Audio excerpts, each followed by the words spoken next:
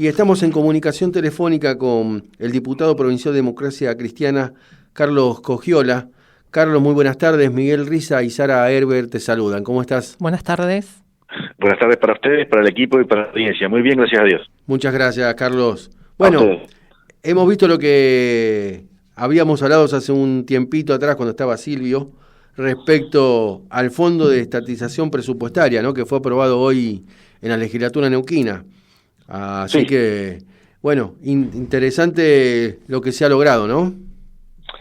Bueno, cuando uno habla de endeudamiento, cuando uno habla de necesidad de estabilizar presupuestos, cuando uno habla de deuda pública, normalmente habla de déficit. Uh-huh. Entonces, estamos hablando de una situación complicada en la que obviamente si estuviéramos en otra situación no se habría adoptado esta medida, ni siquiera se habría propuesto, digamos, ¿no? Esta es una de tantas medidas que buscan estabilizar las finanzas públicas. Obviamente hay una intención del gobernador electo, lo ha dicho desde antes de ser electo, de tener un gobierno austero, de tomar políticas públicas de construcción, de obviamente terminar con el déficit público, y entonces hay herramientas que obviamente deben ser tomadas justamente para estabilizar este déficit que tiene la provincia, que viene arrastrando hace varios años, no solamente respecto al Instituto de Seguridad Social de la provincia, sino de las cuentas públicas. Esta necesidad de financiamiento permanente que ha tenido los últimos 3 o 4 gobiernos de la provincia de Neuquén, estos endeudamientos fundamentalmente los que se tratan para pagar gastos corrientes, han debilitado las cuentas públicas y nos ha dejado, obviamente, o ha dejado a la provincia en una situación de vulnerabilidad. Entonces, hay que estabilizar la macroeconomía de la provincia, hay que ir hacia un plan de desendeudamiento y bueno, estas son algunas de las medidas que se han debido tomar. Sí, totalmente. Al menos hay mecanismos y herramientas que permiten por lo menos empezar a pensar en un futuro mejor y que en algún momento esto se va a poder solucionar definitivamente, ¿no? Sí, a ver, voy a decir, esta coyuntura nos lleva hasta acá. Hoy teníamos esta realidad de uno de los poderes del Estado muy desfinanciado, que es el Poder Judicial. Uh-huh. La ley de autarquía financiera, cuando se sancionó, obviamente, otra realidad política, demográfica y económica de la provincia de Neuquén.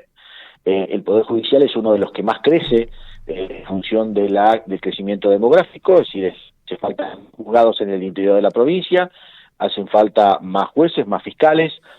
Fíjense usted que hasta hace pocos años atrás teníamos juzgados multifueros en todo el interior de la provincia. Uh-huh. Y entonces hoy ya en todos las ciudades del interior, en las circunscripciones del interior, ya hay juzgados civiles por el otro, no hay más jueces juzgados multifueros.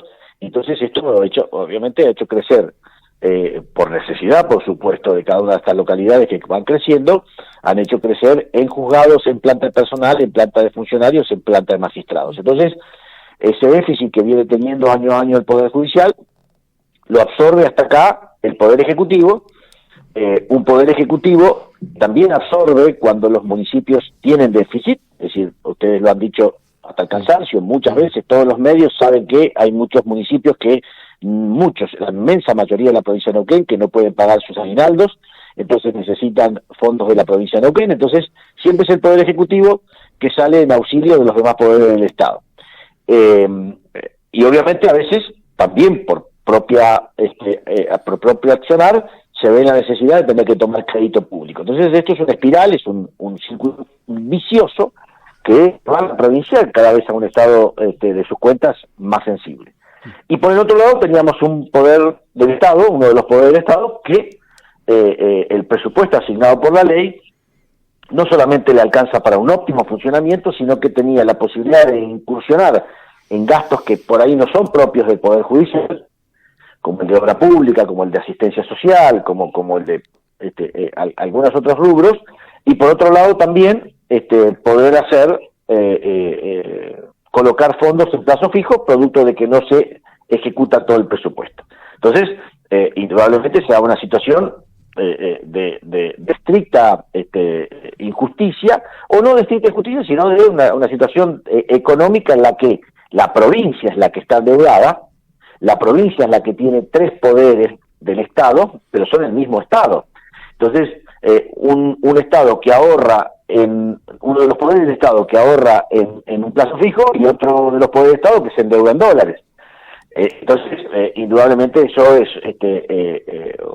no tiene realmente sentido y había que corregirlo, y me parece que esta medida, sin tomar ni tocar ninguno de los derechos de los trabajadores, tocar en absoluto el óptimo desempeño de la legislatura, lo que hace es, obviamente, integrar este fondo de estabilización presupuestaria para todos los poderes del Estado, porque quien obviamente más lo va a recibir es el Poder Judicial. Carlos, lo saluda Sara Eggers, ¿cómo le va? ¿Qué tal? ¿Cómo está usted? Bien, bien. ¿Nos podría comentar sobre las 2 cláusulas que se agregaron al proyecto?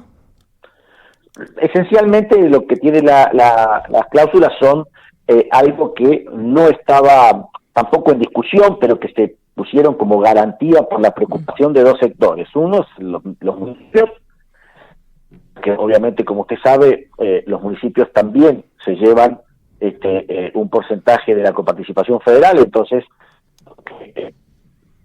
quisiera y quiero que este fondo que se saca, el fondo de estabilización se toma por 2 porcentajes, un 1,5% del porcentaje de la legislatura y un 1,5% le corresponde al Poder Ejecutivo. Entonces, lo que los municipios pretendieron es que el porcentaje que a ellos les corresponde se saque del total de la coparticipación, y después de ese saldo que le queda al Poder Ejecutivo, de ahí se saque ese 1,5%. Eso quedó establecido en la norma. Y por el otro lado, los trabajadores pidieron una garantía de que ninguno de sus derechos laborales conquistados iban a correr riesgo. Así que esas son las 2 cuestiones que no estaban en tela de juicio, no tenían peligro, pero que, bueno, por pedido de estos 2 sectores se han incorporado al texto de la ley. Carlos, le hago una consulta. ¿Esto cuándo va a entrar en vigencia? ¿A partir de ahora o después del 10 de diciembre, cuando arranque la próxima gestión? Como es una cuestión de presupuesto, es no cuando arranque la próxima gestión, sino cuando arranque el próximo presupuesto. Cuando se vote... Claro, es decir, hoy hay un presupuesto en vigencia que está elaborado sobre un 7,5% en el caso de la legislatura, de la coparticipación federal. Entonces, el próximo presupuesto es el que debe ayornarse a esta nueva normativa, que es del 6% de la coparticipación federal. Perfecto. O sea que, bueno, habrá que esperar cuando se trate el próximo para que ya entre todo sí. En vigor. Según lo ha dicho el gobernador de la provincia, en los primeros días de octubre va a estar presentando un proyecto del Poder Ejecutivo. Así lo han hecho saber los demás poderes del Estado también, así que seguramente estaremos analizando el presupuesto a partir de la segunda semana de octubre para obviamente su tratamiento y posterior sanción. ¿Los recursos de este fondo van a estar en alguna cuenta especial? Tiene que estar en una cuenta específica. Bien, y sí. Va a depender del Ministerio, de la Secretaría de Economía de la provincia. Del Ministerio de Economía de la provincia, pero en una cuenta aparte que no integra la cuenta corriente normal de gastos y recursos de la provincia, sino que es lo mismo que pasaba con el fondo anticíclico, o el llamado fondo anticíclico.